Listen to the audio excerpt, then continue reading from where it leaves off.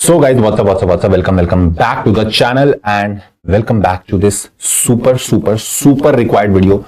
कि सर देखो, अब जितना हमको पेन लेना था, जितना हमको परेशान होना था, जितना हमको टेंशन लेनी थी, वो हमने ले ली कल। ठीक है, that already we have taken and उसको अब हमको साइड रख के अब हमको दिमाग से सोचना है that yes I have to clear in the coming attempt. और उसके लिए मुझे क्या करना है, उसके लिए मुझे कैसे करना है, क्या प्लानिंग करनी है, for that I am making this video. तो please subscribe the channel, please like the video and subscribe the channel की बहुत सारी चीजें जो है वो अभी चैनल पे आने वाली है। Not only this strategy video, not only this planning video, I am going to come up with everything and this video is not only and only for law. ये सिर्फ लॉ के लिए नहीं है, इसके अंदर मैं बात करने वाला हूं पूरी प्लानिंग के बारे में कि अगले 60 दिन के अंदर तुम लोग कैसे कैसे क्या क्या चीजें कर सकते हो जिससे कि आपको हेल्प हो जाएगी और आप जनवरी 26 वाले अटेम्प्ट में क्लियर कर लोगे। ठीक है, इस वीडियो के अंदर एक तो planning I am going to discuss, दूसरी चीज की कुछ बहुत इंपॉर्टेंट बोनस टिप्स मैं तुमको बताने वाला हूं which you have to incorporate in your preparations. ठीक है, उसको आपको अपनी प्रिपरेशंस के अंदर उतारना है। Trust me, you will succeed. आपका जनवरी 26 का जो एग्जाम है वो क्लियर हो जाएगा। ठीक है, टेलीग्राम चैनल जो है उसका लिंक डिस्क्रिप्शन में दिया हुआ है, उसको जरूर ज्वाइन करना क्योंकि बहुत सारे रिसोर्सेज, सारे अपडेट, सारी इंफॉर्मेशन जो है वो मैं टेलीग्राम में डाल देता हूं, तो टेलीग्राम के थ्रू आप लोगों को मिल जाएगी। ठीक है सर, लॉ के लिए स्पेसिफिक वीडियो बनाओगे? यस, लॉ के लिए स्पेसिफिक वीडियो बनाऊंगा, बट वो कल दूंगा तुमको। जो लॉ के लिए स्पेसिफिक वीडियो होगी that you will get tomorrow. ठीक है, कि कैसे कैसे लॉ को प्रिपेयर करना है, बट आज मैं तुमको बताता हूं इस 60 डेज के अंदर how you can plan this. ठीक, और एक बात ध्यान रखना, अब जो भी रिजल्ट आया, जैसा आया, अब उसे साइड कर दो। ठीक है, अब उसको बार बार देखने से कुछ नहीं होने वाला। उसको देख रहे हैं कि इसमें मेरे 40 नहीं आए, इसमें मेरा एग्रीगेट नहीं बना। अब उस चीज को ना मैं बोल रहा हूं ऐसा एकदम ईगो पे ले लो कि भाई आईसीआई को मेरे को जवाब तो देना है। ठीक है, मेरे इसमें 40 नहीं आया ना, इसी में एग्जाम्शन लाके दिखाऊंगा। इसकी वजह से एग्रीगेट नहीं बना ना, इसी में एग्जाम्शन लाके दिखाऊंगा। This should be your attitude, this should be your like spirit. इस तरीके से काम करना है। अब ये मत सोचो कि मैं उस समय ऐसा कर लेता तो ऐसा हो जाता, that is all done now, उसको साइड करो। और अब ये सोचो कि मुझे इस अटेम्प्ट में एकदम फोड़ देना है भाई। ठीक है, अब कैसे कैसे हमको क्या क्या करना है, तो मैंने आपको बोला आपके जो एग्जाम्स हैं वो स्टार्ट होने वाले हैं 4 जनवरी 2026 से। ठीक है, तो आपके पास आज से लगभग कहीं ना कहीं पूरे 60 दिन है। बट 60 दिन 60 डेज में से अगर हम लास्ट के 5-6 दिन हटा दें, 4-5 दिन आप हटा दो क्योंकि वो आप लास्ट में अकाउंट्स के लिए देने वाले हो, because first exam will be for accounts. तो आप 4-5 दिन अकाउंट्स के लिए देने वाले हो, उन्हें हटा दो। इफेक्टिवली आपके पास कहीं ना कहीं 50-55 दिन बचेंगे। ठीक है, 55 डेज आप मान के चलो, there is no festival now, there is nothing, कुछ बीच में नहीं है। ठीक है, पूरा टाइम जो है वो आपको पढ़ाई को देना है। बट कैसे क्या शुरू करना है, कैसे अपनी पढ़ाई को प्लान करना है, कितने आवर्स किस चीज में एलोकेट करने हैं, वो सब डिस्कस करेंगे। अब एक एक करके मेरी बात सुनते जाना। सबसे पहला क्वेश्चन अपने आप से करो, क्या सर मैंने पूरी पढ़ाई की थी? क्या मैंने 100% तैयारी की थी? तो मैं बोलूंगा दिल पे हाथ रखोगे ना, तो कहीं ना कहीं से एक ऐसा थॉट आ जाएगा, वो अंदर से, दिल के अंदर से आवाज आएगी कि नहीं, कहीं पे कमी तो थी।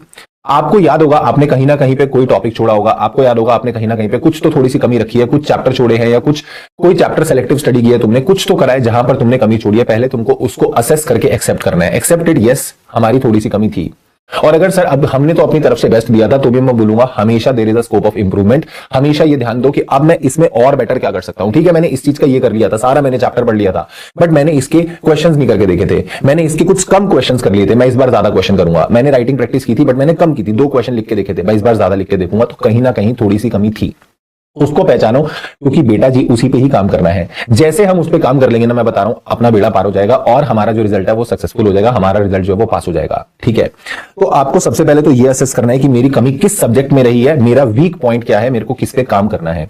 फिर सेकंड क्वेश्चन आ जाता है, क्या सर उस सब्जेक्ट के लिए मैं अब क्लासेस ले लूं, क्या मैं उसके लिए क्लासेस खरीद लूं, क्या मैं उसके लिए फास्ट ट्रैक ले लूं, या फिर मैं उसके लिए सेल्फ स्टडी करूं? आप क्या सजेस्ट करोगे? तो मैं बोलूंगा आप एक बार ये असेस कर लो कि आपके मार्क्स अप्रॉक्स कितने बैठ रहे हैं। अगर मान लो आप उसमें इंडिविजुअली भी मैं बोलूंगा 40 स्कोर नहीं कर पा रहे हो, तो भैया there is something problem, there is some problem in your academics. कहीं ना कहीं वो अभी चीजें ही क्लियर नहीं है। तो अगर चीजें ही क्लियर नहीं है तो मैं बोलूंगा that you should go for the classes. फिर आप फास्ट ट्रैक ले लो। लॉ के लिए भी मैं बोलूंगा, अगर आपको लगता है लॉ का, देखो इस बार लॉ का पेपर बहुत डिफिकल्ट था। ठीक है, अब लॉ का पेपर बहुत डिफिकल्ट था, बट आपको ये पता लगा होगा कि भैया मैं कॉन्सेप्चुअली स्ट्रांग हूं भी या नहीं हूं। अगर मैं कॉन्सेप्चुअली स्ट्रांग नहीं हूं तो then you should go for the fast track. Fast track मैंने निकाला हुआ है लॉ का। अगर आपको लगता है कि भैया मुझे पढ़ना है law, then take that fast track. अगर आपको लगता है नहीं मेरे 45-50 आराम से आ रहे हैं, मुझे क्लासेस तो लेने की जरूरत नहीं है, मुझे सिर्फ रिविजन करनी है, then go for the self study. मैं बोलूंगा भैया सेल्फ स्टडी करो, बेमतलब क्लासेस खरीद के क्लासेस में टाइम मत लगाना। But yes, if you are actually weak then you should go for the classes. सिर्फ आपने सेल्फ कर लिया था आज तक कभी, या फिर आपने रिविजन वीडियो से देख लिया था, तो आपको वो क्लैरिटी ही नहीं है कि क्वेश्चंस को कैसे हैंडल करना है, then go for the classes.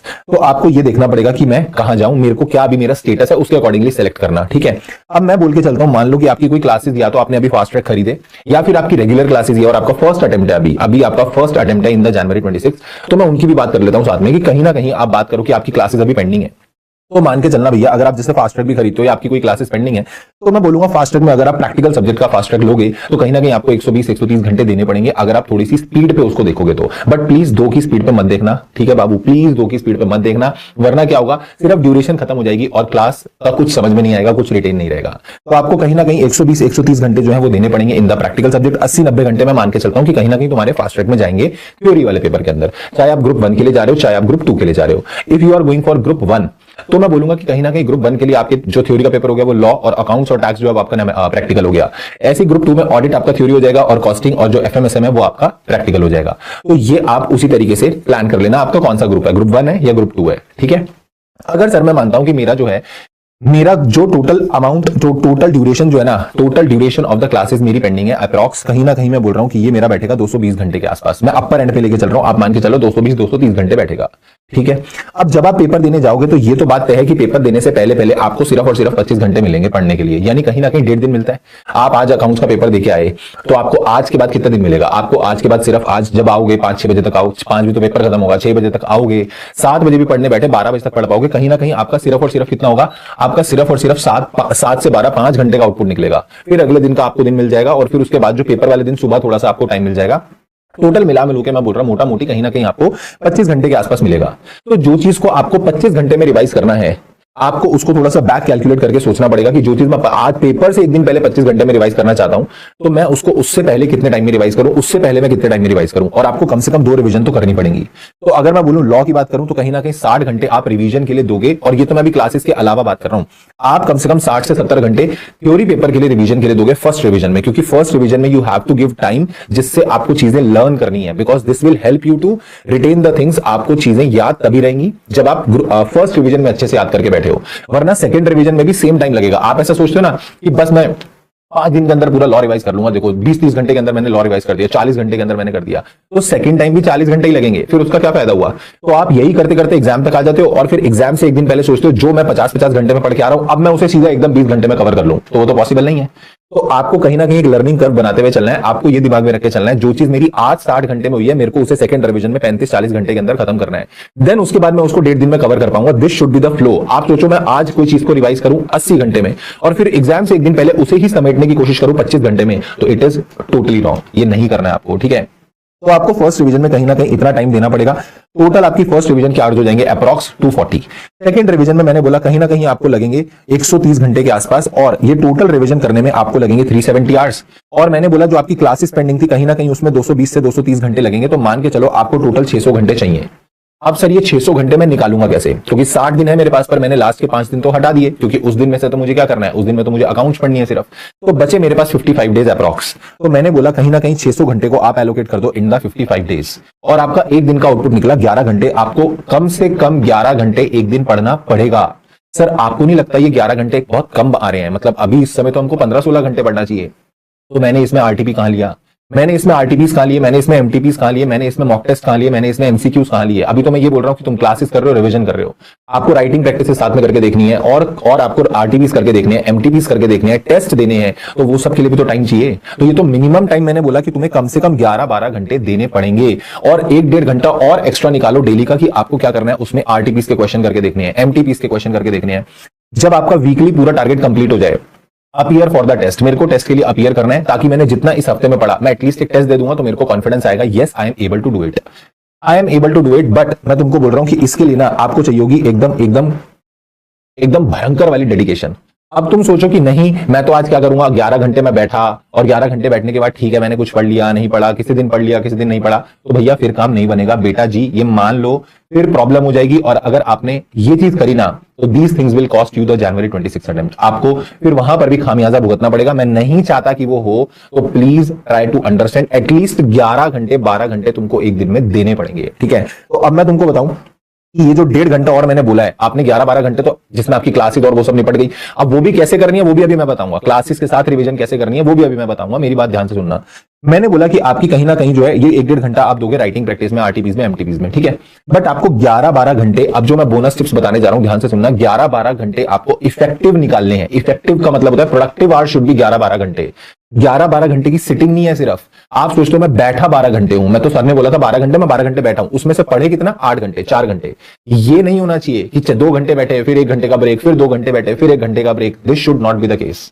बैठो 11-12 घंटे का इफेक्टिव स्टडी निकालना है, मतलब आपका ओवरऑल जो ड्यूरेशन रहेगा वो 15 घंटे के आसपास रहेगा और आपको 11-12 घंटे पढ़ाई करनी है उसमें, ठीक है। ये अगर अभी नहीं करोगे ना तो आगे आने वाले टाइम पे अभी लगेगा अभी तो स्टार्ट ही हुआ है, अभी तो 2 महीने हैं, मेरे पास टाइम है। कोई टाइम नहीं है, 2 महीने यूं निकल जाएंगे और आपको पता नहीं चलेगा।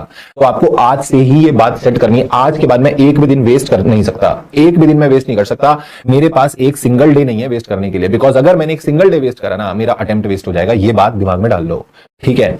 दूसरी चीज कि अगर मान लो कभी कभी ऐसा हो जाता है कि किसी किसी दिन आपका ना कोई टाइम सेव हो जाएगा, जैसे फॉर एग्जांपल आप पढ़ने बैठे कोई सब्जेक्ट, ठीक है। आपने सोचा था मेरा ये मैंने स्लॉट बनाया कि 10 से लेके 1 बजे तक मैं बैठूंगा, 3 घंटे का स्लॉट है, इसमें ये चैप्टर कंप्लीट करूंगा। सपोज वो 2 घंटे में कंप्लीट हो गया। फिर तुमने कोई और चैप्टर उठाया, मान लो वो भी 3 घंटे का आपने सोचा था, वो भी 2 घंटे में कंप्लीट हो गया। अब आपके पास उस दिन में 2 घंटे बच गए, तुम तो खुश हो गए, ओए होए बल्ले बल्ले, मेरे पास तो 2 घंटे बच गए, मैं 2 घंटे आज के दिन तो मजे ले ही सकता हूं क्योंकि मैंने आज का टारगेट तो कंप्लीट कर लिया ना। तो मेरे आज के 2 घंटे जो है उसको मैं अपने आप को रिवॉर्ड करूंगा, बैठ जाओ आराम से रिवॉर्ड करूंगा। आप ये सोचो कि जो आज 2 घंटे आपने सेव करे हैं, utilise it for the studies only. अभी टाइम बल्ले बल्ले करने का नहीं है, बल्ले बल्ले रिजल्ट वाले दिन होगी। आज ये बात को मानो, ये 2 घंटे ये नहीं बर्बाद करने, इन 2 घंटों के साथ नहीं खेलना है, ठीक है। ये 2 घंटे भी बहुत इंपॉर्टेंट है। इस 2 घंटे में बैठो, पढ़ाई करो, क्योंकि कोई ना कोई ऐसा टफ डे भी आएगा जिस दिन बिल्कुल पढ़ाई नहीं हो पा रही होगी, जिस दिन ऐसा हो रहा होगा कि जब आपने सोचा 4 घंटे होगा पर उस दिन 6 घंटे लगेंगे। उस दिन ये वाली चीज सेट ऑफ हो जाएगी, उस दिन ये वाली चीज सेटअप हो जाएगी। पर आज ये नहीं करना कि आज आप 2 घंटे बैठ के टाइम पास कर लो और सोचो कि चलो आज मैं 2 घंटे कोई मूवी देख सकता हूं, मैं घूम के आ सकता हूं, बाहर चला जाता हूं। नहीं, अपने आप से वादा करो कि अगर पास होना चाहते हो ना तो अपने आप से धोखा नहीं करोगे। मेरे को पढ़ाई करनी है, मतलब मुझे पढ़ाई करनी है। तो अगर आपके पास टाइम बचता है, every single minute you have to utilise. You are not suppose to waste any single minute of you. Sir तीसरी चीज, आपको कभी भी अपने टाइम टेबल पर रिजिड नहीं होना। मतलब जैसे हमने फॉर एग्जांपल एक प्लानर बनाया, हमने बोला कि हम सुबह 9 बजे उठेंगे, हम 9 बजे ना लॉ पढ़ेंगे, ठीक है। 9 से 12 आई विल स्टडी लॉ।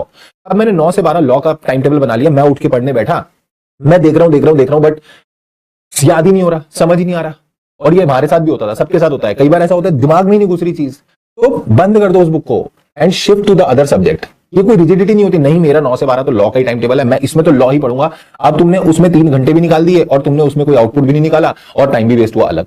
तो इससे बेटर शफल कर जाओ दूसरे सब्जेक्ट पे। जैसे ही लगे मेरा अभी इसमें मन नहीं बन रहा, मेरे को जिस सब्जेक्ट में इस समय इंटरेस्ट आ रहा है उठाओ, फ्लो बनाओ। उसके बाद जब फ्लो में आ जाओ, आपके दिन की प्रोडक्टिविटी बन चुकी है, फिर आप उस सब्जेक्ट को उठा लो तो आप वो पढ़ लोगे, ठीक है। बट आप ऐसा सोचो नहीं मैं यही इसी चीज को लेकर बैठा रहूंगा, तो इस चीज का गिल्ट पूरी रात तक आप पर रहेगा और फिर अगले दिन की पढ़ाई और अफेक्ट हो जाएगी। यार कल वाला दिन खराब हो गया मेरा लॉ का, और ये फिर धीरे धीरे चीजें पाइलअप होकर आपकी पूरी प्रिपरेशन को हैम्पर कर देगी। ये नहीं करना है, ठीक है। चौथी चीज सबसे इंपॉर्टेंट की मैं बोलूंगा, आप कहीं ना क्लासेस और रिवीजन को ब्लेंड कर लो। कुछ बच्चे क्या करेंगे, अब जैसे फास्ट ट्रैक ले लिया, तो मान लो रिकॉर्डेड फास्ट ट्रैक ले लिया तुमने, तो तुम क्या करते हो, ठीक है पूरे दिन में मैं 12 घंटे क्लास देखूंगा सिर्फ। सुबह 9 बजे बैठा, रात को 9 बजे तक मैंने क्लास निपटा दी। आज मैंने 8 लेक्चर निपटा दिए, कल मैंने 8 लेक्चर निपटा दिए। ऐसे कर करके 10 दिन में मैंने पूरा कोर्स खत्म कर दिया। ये नहीं करना है। 10 दिन बाद भी भाई वहीं होगा जहां भाई आज है। क्यों? क्योंकि 10 दिन में तुमने सिर्फ भगाया है कोर्स को, आपने पढ़ा तो है ही नहीं ना। तो डोंट डू दिस। आप 10 दिन बाद सेल्फ स्टडी करने बैठोगे क्या? नहीं, आप आज से बैठो and make a blend of your classes and revision. जब आप क्लास देखते हो ना, तुम्हारी एनर्जी उतनी कंज्यूम नहीं होती, because you are just listening, you are just understanding the things. But self study करना, खुद से किताब उठा के बैठना और अब रिवाइज करना, वो उसमें फर्क है, ठीक है। रिवीजन वीडियो के थ्रू जब रिवाइज करते हो तो 2 घंटे में चैप्टर रिवाइज हो जाता है, बट वही चीज को अगर खुद रिवाइज करने बैठते हैं 4-4 घंटे लग जाते हैं। क्यों? क्योंकि सर वहां पर हम खुद की एनर्जी कंज्यूम कर रहे हैं, टाइम लग रहा है, हम चीजें खुद से समझ रहे हैं। बट रिवीजन वीडियो देखते हैं तो सामने वाली फैकल्टी समझा रही होती है, तो जब समझा रही होती है हमको हाँ ठीक है, हाँ ठीक है, तो उसमें हमारा एनर्जी कंजम्पशन कम है।